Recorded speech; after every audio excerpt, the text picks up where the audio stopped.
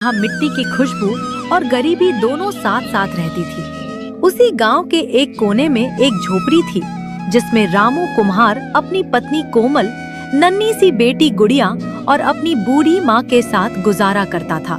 रामू गांव के ही एक अमीर और कठोर दिल वाले व्यापारी भैरव सेठ की मटकों की दुकान पर मजदूरी करता था।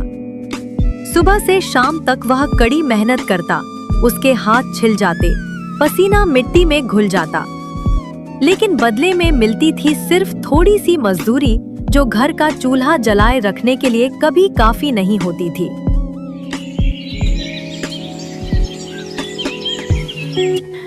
सुनिए जी, कल सेठ भैरव ने फिर वही पुरानी मजदूरी दी। दिन भर धूप में काम करते हैं और मिलता क्या? माँ की दवा खत्म हो गई है, राधा के कपड़े भी फट गए हैं। मैं समझ नहीं पा रही क्या करें। मैं क्या करूं कोमल, भैरव सेठ बस इतना ही देता है। रोज सुबह से शाम तक मिट्टी में घुस जाता हूं, पर मेहनत का मोल अब दुनिया में कहाँ मिलता है। गरीब के पसीने की कीमत तो सेठ लोग अपने हिसाब से लिखते हैं। फिर आप उनके लिए काम क्यों करते हैं जी? आपके हाथ के मटके तो पूरे चंदनपुर में मशहूर हैं। क्या पता अगर आप खुद बेचना शुरू करें तो आपकी कमाई दुगनी हो जाए। सेठ के लिए क्यों अपना पसीना और कला दोनों बर्बाद कर रहे हो? अरे कोमल, दुकान खोलने के लिए पैसा चाहिए, जगह चाहिए, और हमारे पास क्या है? ये छोटी सी झोपड़ी। आप चिंता मत कीजिए, स्टार्टिंग में प्रॉब्लम होगी पर सब ठीक हो जाएगा। हम थोड़ा थोड़ा करके सब कर लेंगे। भगवान पर भरोसा रखिए। बेटा, सही कह रही है तेरी पत्नी। सेठ के लिए काम करके कब तक पेट पालोगे? अपना कुछ कर। मिट्टी तेरे हाथ में है तो किस्मत भी तू ही बना सकता है। ठीक है कोमल, कल सेठ से कह दूंगा, अब और मजदूरी नहीं। अगले दिन रामू भैरव सेठ के पास जाता है। उस दिन रामू ने फैसला कर लिया था कि अब वो सेठ के लिए नहीं, खुद के लिए काम करेगा। मालिक नमस्ते, मुझे आपसे एक बात कहनी थी। हाँ बोलो रामू, क्या बात है? मालिक, आप मेरा हिसाब कर दीजिए, मैं अब यहाँ काम नहीं करूँगा। क्या बोला तूने? इतना देता हूँ फिर भी तू काम नहीं करेगा? मालिक, गलत मत समझना, मैंने कभी शिकायत नहीं की, पर घर का खर्चा नहीं चल रहा, सोचा खुद कुछ कोशिश कर लूं। कोशिश? चल ठीक है, जा, मैं भी देखता हूँ तू क्या कर लेगा। रे चमचे, इसका हिसाब कर। जी मालिक, पिछली बार इसने अपनी माँ की दवा के लिए जो बड़ी रकम एडवांस ली थी और मिट्टी के जो बचे हुए दाम थे, सब जोड़ घटाकर देखा जाए तो रामू के हिस्से में कुछ नहीं बचता मालिक। इसका हिसाब तो पूरा पूरा जीरो हो गया। सुन लिया रामू, तेरे सब पैसे कट गए, तू पहले ही ले चुका है, अब कुछ नहीं मिलेगा। मालिक, वो तो आपने खुद कहा था तब के लिए, मैंने कब कहा सब पैसे ले लो? ये तो अन्याय है। बस खामोश रह, औकात देख अपनी। तू मुझे मेरा हिसाब समझाएगा? हाँ, तेरे हाथ की मिट्टी में वो दम नहीं जो दुकान खोले। जा जा, और हाँ, जब हारकर वापस आएगा ना, तब 2 गुनी गुलामी करने को तैयार रहना।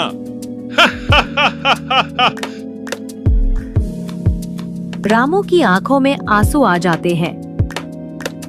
वह बिना पलटकर देखे ही अपनी झोपड़ी की तरफ चल पड़ता है। क्या हुआ जी? सेठ ने पैसे दिए क्या? नहीं कोमल, सब पैसे काट दिए। कहते हैं तो मैंने पहले ही ले लिया था, मुझे भगा दिया। हंस के बोला, देखते हैं कैसे दुकान खोलते हो। सुनिए जी, पैसे चले गए तो क्या हुआ? हिम्मत तो हमारे पास है ना, हम सब मिलके करेंगे। माँ मिट्टी बनाएंगी, मैं बिक्री में मदद करूंगी। गुड़िया छोटी है पर दुआ तो करेगी। बेटा, दुकान नहीं, अपना सपना खोल। सेठ ने तेरा पैसा नहीं रोका, तेरी किस्मत रोकी है। अब वक्त है उसको तोड़ने का।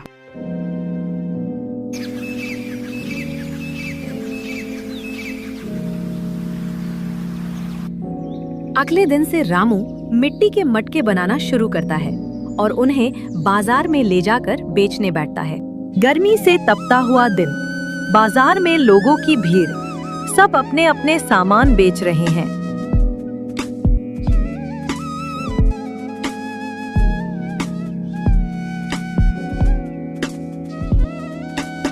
बीच में रामू एक पेड़ के नीचे मटके, घड़े और दिए सजाता है।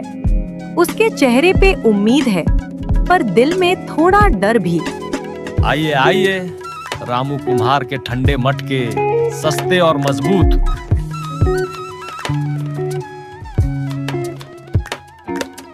रामू की आवाज सुनकर कुछ गांव वाले रामू के पास आते हैं।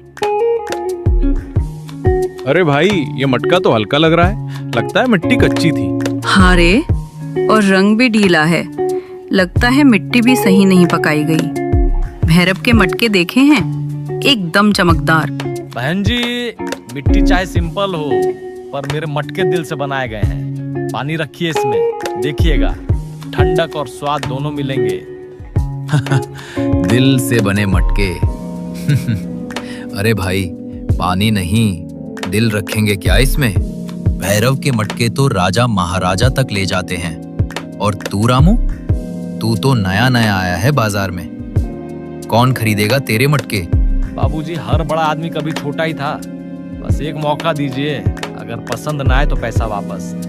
अरे नहीं भाई, हम रिस्क नहीं लेते। कल अगर मटका फट गया तो तू मिलने भी नहीं आएगा। अच्छा भाई, बता तो सही, कितने का दे रहा है ये दिल से बना मटका? सिर्फ 10 रुपए का है बाबूजी। क्या बोला? 10 रुपए? अरे भाई, भैरव के मटके तो 7 में मिलते हैं, और वो तो राजा जैसे चमकते हैं। हाँ हाँ, ये तो नया कुम्हार है, और दाम देखो, भैरव सेठ से भी ज्यादा। अरे हम पैसे दे रहे हैं, दया नहीं मांग रहे। लगता है इसने मटका के साथ अपने सपने भी बेचने का सोच लिया है। 10 रुपए? अरे भाई, हमारे गांव में इतने में 2 कुल्फी आ जाती हैं। बाबूजी, मेहनत के दाम रखे हैं, मिट्टी भी मेहनत से उठाई, दिन रात जलाया, तब ये मटका बना है। अरे छोड़ो भाई, इमोशनल मत हो, मटका लेने आए हैं, कहानी सुनने नहीं। आजा रे, चल भैरव के दुकान चलते हैं, वहीं असली माल मिलता है। ये रामू तो सपनों के दाम लगाता है। सब लोग हंसकर चले जाते हैं। रामू चुप हो जाता है, उसके चेहरे पे पसीना और उदासी दोनों है। दूर से भैरव सेठ आता है और उसके पीछे उसके 2 चमचे। सेठ के चेहरे पर वही घमंड भरी मुस्कान है। अरे अरे, ये तो हमारा रामू कुम्हार है। क्या हाल है रे रामू?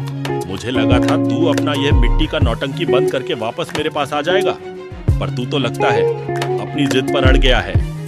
सेठ जी, जिद नहीं, विश्वास है। मैं अपनी मेहनत से जीना चाहता हूँ। आपके द्वार पे गुलामी करके पेट तो भर जाता था, लेकिन मन भूखा रहता था। सुन रे मन भूखा, मन से कोई जीता है क्या? पेट भरता है पैसों से, और पैसा मिलता है धंधे से, जो तुझमें कभी था ही नहीं। देखो सेठ जी, ये देखो। क्या मिट्टी का काम किया है, ऊपर से पूरा खुरदुरा, नीचे से टेढ़ा मेढ़ा। लगता है बर्तन नहीं, टूटी हुई तोड़ी बना रहा था। और देखो इसके रंग को, बिल्कुल फीका, जैसे मैदा में मिट्टी घुमा दी हो। हाँ सेठ जी, मेरा बर्तन चमकदार नहीं है, पर इसमें मिट्टी की सच्चाई है। मैं चमक के पीछे नहीं, मजबूती के पीछे भागता हूँ। वाह वाह, बड़े बड़े बोल, पर सच ये है रामू, तेरे हाथ की मिट्टी में दम नहीं है। तेरे बर्तन बिकते नहीं, क्योंकि तेरा नसीब ही कच्चा है। समझा? यह गांव सिर्फ भैरव सेठ के माल पर जीता है। शहर की मिट्टी, चमकदार मिट्टी, महंगी मिट्टी, तेरे जैसे को यहाँ कोई नहीं पूछता। सेठ जी, मिट्टी बेकार नहीं होती, बस उसको समझने वाला हाथ चाहिए। आप शहरों की मिट्टी में सोना ढूंढते हैं, और मैं अपने गांव की धरती में जीवन। फर्क वही है। बहुत बोलने लगा है रामू, लगता है 2 दिन का धूप में बैठना तुझे फिलोसोफर बना गया। ठीक है, बोल दिया तूने, पर याद रखना, जब हार के मेरे पास वापस आओगे ना, तो तनख्वाह भी आधी मिलेगी। चल रे चमचों, चलते हैं, मिट्टी के राजा से मिल लिया। भैरव सेठ और उसके चमचे हंसकर निकल जाते हैं। रामू का चेहरा शांत है, पर आंखों में जज्बात उभर रहे हैं। सुबह से दोपहर हो चुकी है। सूरज अब अपने शिखर पर तप रहा है और गर्मी चरम सीमा पर है। रामू की उम्मीदें टूट रही हैं। उसका एक भी घड़ा अभी तक नहीं बिका है। हर ग्राहक उसके पास आता है, मिट्टी के बर्तनों को एक नजर देखता है और बिना दाम पूछे ही आगे बढ़ जाता है। ग्राहकों की यह बेरुखी रामू को अंदर तक थका चुकी है। निराश होकर रामू पास के एक घने पेड़ की छांव में जाकर बैठ जाता है। हे भगवान, मैंने कभी किसी का बुरा नहीं चाहा, फिर क्यों मेरी मेहनत का मोल कोई नहीं समझता। पर ठीक है, जब तक सांस है मेहनत करता रहूंगा। उसकी पत्नी कोमल ने सुबह उसके लिए एक प्याज और 2 सूखी रोटियां पोटली में रख दी थी। तभी एक अति सुंदर दूधिया सफेद गाय उसके पास आती है। उसकी आंखें बहुत शांत और गहरी हैं। रामू जैसे ही रोटी तोड़ने लगता है, वह धीरे से बिना कोई हलचल किए रामू के पास आकर खड़ी हो जाती है। अरे तू कहां से आई सुंदरी? भोजन ढूंढ रही है? ले ले। क्या हुआ अगर मुझे धंधे में बेरंगी है, पर अतिथि का मान तो रखना ही चाहिए। खा, मेरी अच्छी दोस्त, गुड़िया होती तो तुझे गले लगा लेती। वह सुंदर गाय बड़े ही प्रेम और सभ्यता से रामू के हाथों से रोटी खाती है। रामू उसे स्नेह से अपने हाथों से सहलाता है, जिससे गाय और शांत हो जाती है। जैसे ही रोटी खत्म होती है, गाय एक पल रुकती है, फिर धीरे से मुड़ती है और जंगल के घने पेड़ों के बीचों बीच उनकी गहराइयों में ओझल हो जाती है। रामू अपनी थकान को झाड़ा और वापस अपने काम पर लग गया। वो फिर अपने मटके साफ करने लगता है। थोड़ी देर बाद उसके कान में कुछ हंगामा की आवाज आती है। रामू तुरंत पलटकर उस दिशा में देखता है जहां से हंगामे की आवाज आ रही थी। आवाज सीधे भैरव सेठ की दुकान से आ रही थी, जो बाजार में अपनी धौस के लिए जानी जाती थी। भैरव सेठ के चमचे मिलकर एक बूढ़े आदमी को पीट रहे थे। रामू अपनी जगह से भागता है। उसकी आंखों में बूढ़े आदमी के प्रति दया और चमचों के प्रति तीव्र क्रोध है। वह तेजी से भीड़ की ओर बढ़ता है। अरे रुक जाओ, क्या कर रहे हो तुम लोग? बुढ़े पर हाथ उठाते शर्म नहीं आती? अरे ये बूढ़ा सेठ जी के मटके तोड़ दिया, इसलिए मार रहे हैं। मटके तोड़ दिए तो जान लोगे क्या? क्या हुआ सेठ जी, क्या मसला है? रामू, तुम बीच में मत पड़ो। इसने मेरे 5 मटके तोड़ दिए। एक एक मटका 20 रुपए का था। नुकसान कौन भरेगा? सेठ जी, मैंने तोड़े नहीं, गिर गए गलती से। सुबह से कुछ खाया नहीं था, हाथ हिल गया। मुझे बीवी के लिए दवाई लेनी थी, 2 दिन से बीमार है। मैंने आपसे एडवांस मांगा तो आपने डांट दिया। बीमारी सब झूठ है। काम करो या निकल जाओ यहाँ से। सेठ जी, गलती सबसे होती है। आप इतने बड़े आदमी हो, कुछ दया भी तो रखिए।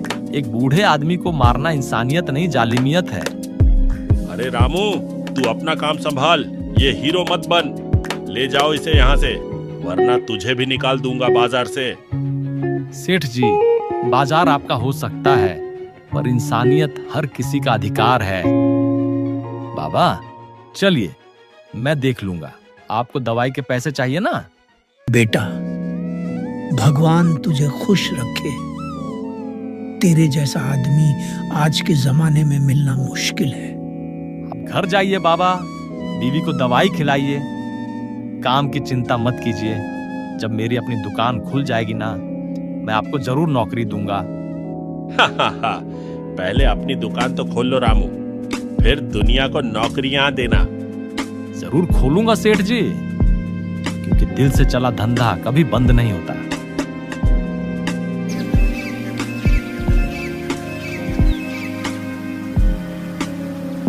आज क्या हुआ? इतने चुप क्यों हो जी? जरूर आज भी। क्या बताऊं कोमल, आज भी वही हाल। दिन भर धूप में बैठा रहा, कोई दाम पूछकर चला गया तो कोई हल्के से छिड़कर चला गया। एक मटका नहीं बिका। जब से भैरव का काम छोड़ा है लगता है धंधा ही रूठ गया है मुझसे। देखिए, आप हिम्मत मत हारिए। भैरव का घमंड उसका साथ दे रहा है, लेकिन आपकी मेहनत वो आपका साथ देगी। आपका काम सच्चा है, बस थोड़ी सी देर है। कितनी देर कोमल? एक एक दिन कितना मुश्किल हो रहा है। तुम्हारे लिए अच्छी साड़ी नहीं खरीद पाता, गुड़िया का पेट भी ठीक से नहीं भर पाता, और अब तो माँ की दवाई भी खत्म हो गई है। हाँ, कल सुबह तो जरूर देनी पड़ेगी। और उधर गुड़िया, वो तो आज भी भूखी सोई है। उसके लिए एक नया जोड़ा भी नहीं ले सकते। बस यही सोचता हूँ कि काश कुछ ऐसा हो जाए कि हमारी किस्मत पलट जाए, जिससे मैं माँ की दवाई ला सकूं और गुड़िया को खुश रख सकूं। चिंता मत करो स्वामी, वो ऊपर वाला सब देखता है। जब इंसान की कोशिश अच्छी होती है ना, तो भगवान कोई ना कोई रास्ता जरूर दिखाता है। आप कल फिर जाइए, कोशिश मत छोड़ना। हाँ, तुम सही कहती हो, कल फिर जाऊंगा। कल तकलीफ है तो कल खुशियां भी आएंगी। माँ और गुड़िया के लिए मुझे जीतना होगा।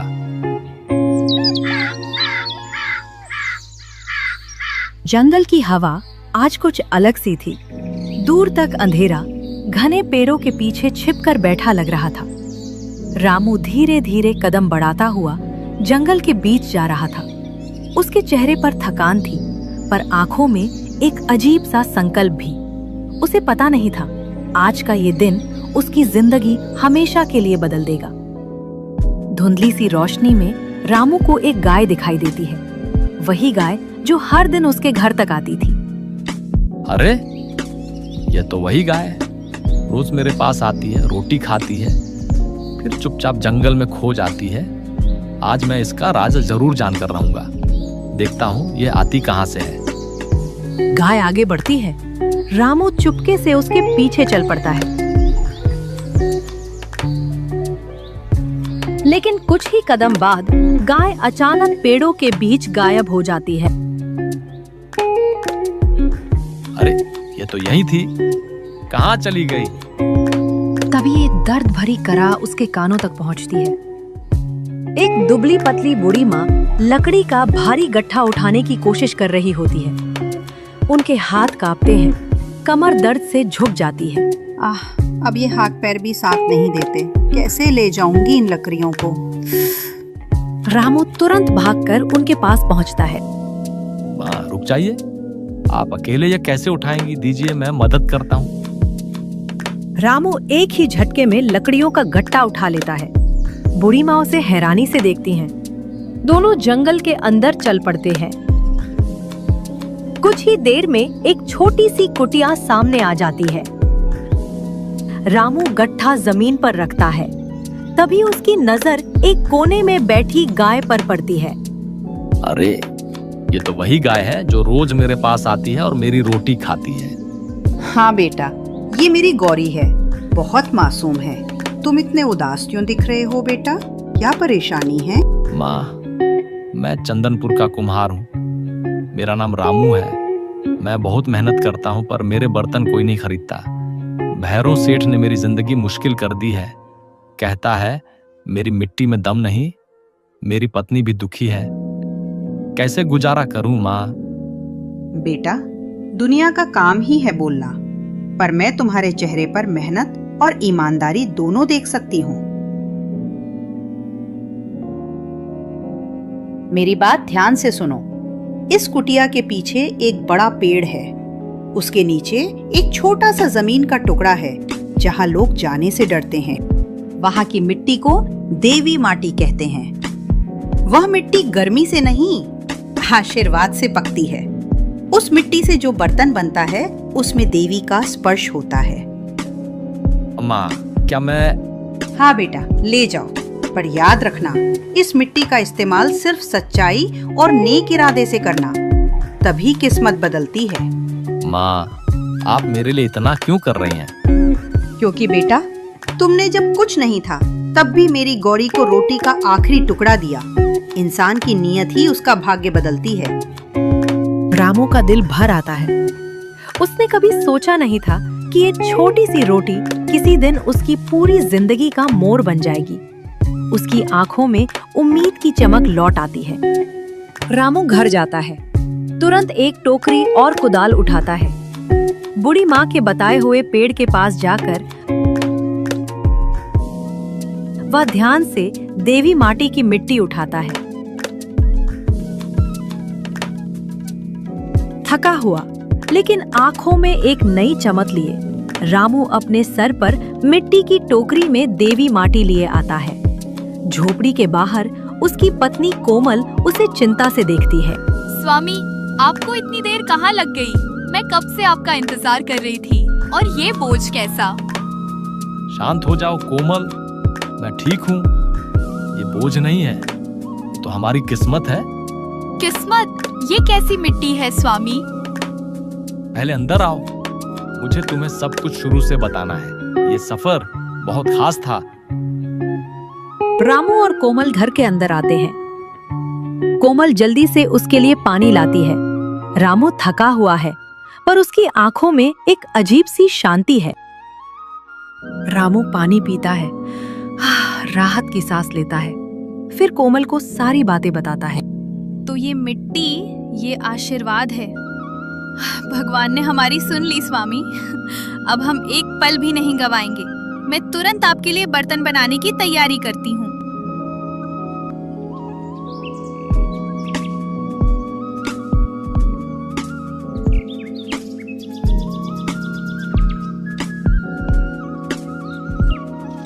आइए आइए, नए मजबूत और सुंदर मटके और बर्तन। इसकी गर्मी और ठंडक देखिए। इतनी बढ़िया मिट्टी के बर्तन आपको कहीं और नहीं मिलेंगे। एक बार इस्तेमाल करके देखिए, बरसों चलेंगे। इन खूबसूरत बर्तनों से अपने घर को सजाइए। अरे रामू, ये क्या चमत्कार है?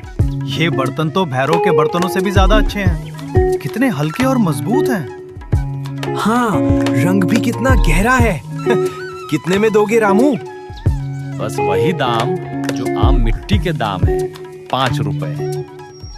अरे भाई, ये तो बहुत ठंडा है, बिल्कुल सेठ के मटके जैसे। कितने का दिया? बस 5 रुपए बहन। 5 रुपए? भैरव सेठ तो 20 रुपए मांगता है। चलो मुझे 2 दे दो भाई। पल भर में गांव वालों की भीड़ रामू की दुकान पर लग जाती है। रामू के बर्तनों की चमक और हल्कापन सबको बहुत पसंद आता है। रामू के चेहरे पर पहली बार मुस्कुराहट आती है। वो खुशी से मटका पैक करता है। जैसे ही शाम हुई, रामू ने अपनी सारी कमाई को संभाला और खुशी के मारे दौड़ा चला आया। घर के दरवाजे पर पहुंचते ही वह अपने उत्साह को रोक नहीं पाया और जोर से चिल्लाया, अरे माँ कोमल, जहाँ हो जल्दी आओ। रामू की आवाज सुनकर कोमल और बूढ़ी माँ घबराकर बाहर आई। क्या हुआ? कुछ हुआ है क्या? क्या घरे टूट गए या किसी से झगड़ा हो गया? अरे शांत हो जाओ, कुछ हुआ नहीं है, बल्कि बहुत अच्छा हुआ है। तो जल्दी बताइए, क्या हुआ? कोमल, माँ, आज पहला दिन था और सारे के सारे मटके बिक गए। क्या सच में? हे भगवान, ये तो बहुत अच्छी खबर है। देखा बेटा, भगवान ने तेरी मेहनत का फल देना शुरू कर दिया है। उस गाय के रूप में भगवान ने ही रास्ता दिखाया है। हाँ, कल और ज्यादा मटके बनाऊंगा। बस थोड़ा और पैसा जमा हो जाए तो अपनी भट्टी की मरम्मत करवा लूं, फिर और भी मजबूत बर्तन बनेंगे। इधर रामू की आर्थिक स्थिति तेजी से सुधर रही थी। रामू के घड़ों की चर्चा दूर दराज के गांवों तक पहुंच चुकी थी और दूसरी तरफ भैरव सेठ की हालत दिन ब दिन बिगड़ती जा रही थी। मालिक, सुना आपने? रामू कुम्हार के घड़े तो बाजार में छाए हुए हैं। लोग कह रहे हैं कि उसके घड़े ठंडे और सस्ते मिलते हैं। ग्राहक सुबह ही उसकी दुकान पर भीड़ लगा देते हैं। क्या वो रामू जिसने मेरे पास से काम छोड़ा था? अरे मैं तो सोचता था कि वह कुछ ही दिनों में भूखा मर जाएगा। उसे वापस आकर मेरे पैर पकड़ने पड़ेंगे। ये सब बकवास है। पर मालिक, ये बकवास नहीं है, सच कह रहा हूँ। सब लोग तो अब वहीं जा रहे हैं। उसके घरे आजकल पड़ोसी गांव तक जा रहे हैं। वो रात दिन काम कर रहा है। ठीक है, मैं भी देखता हूँ अब ये कहाँ तक जाता है। कल से अपने घड़े और सस्ते बेचना। दाम इतने गिरा देना कि रामू को घाटा हो जाए। हम उसे टिकने नहीं देंगे। 1 महीना बीत चुका है। रामू ने अब अपनी पुरानी झोपड़ी के बाहर एक छोटी साफ सुथरी दुकान बना ली है। दुकान के ऊपर एक नया बोर्ड लगा है जिस पर गर्व से लिखा है, रामू कुम्हार के मिट्टी के घड़े, ठंडे और मजबूत। दुकान पर ग्राहकों की अच्छी खासी भीड़ है। रामू ग्राहकों से बात कर रहा है। उसकी पत्नी कोमल घड़ों को साफ कर रही है और बूढ़ी माँ भी हिसाब किताब में मदद कर रही है।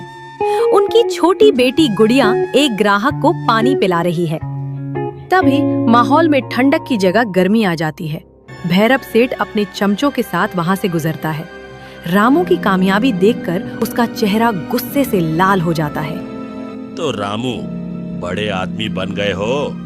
शक्ल तो बदल गई है तेरी। वाह सेठ जी, आप बड़े हैं।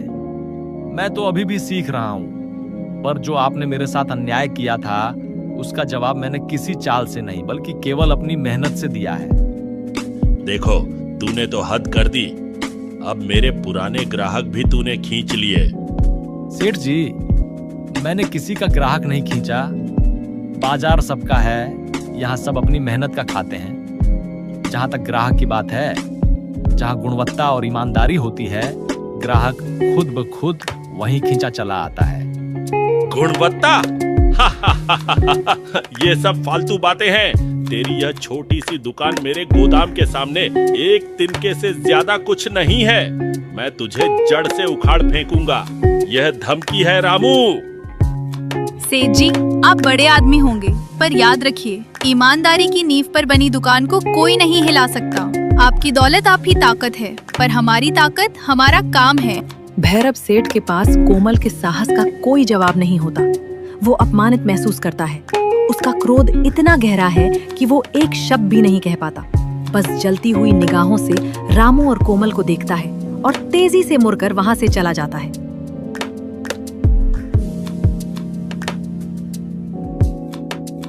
भैरव के जाते ही गांव वाले रामू की प्रशंसा करते हैं। रामू और कोमल एक दूसरे को देखकर विजय की एक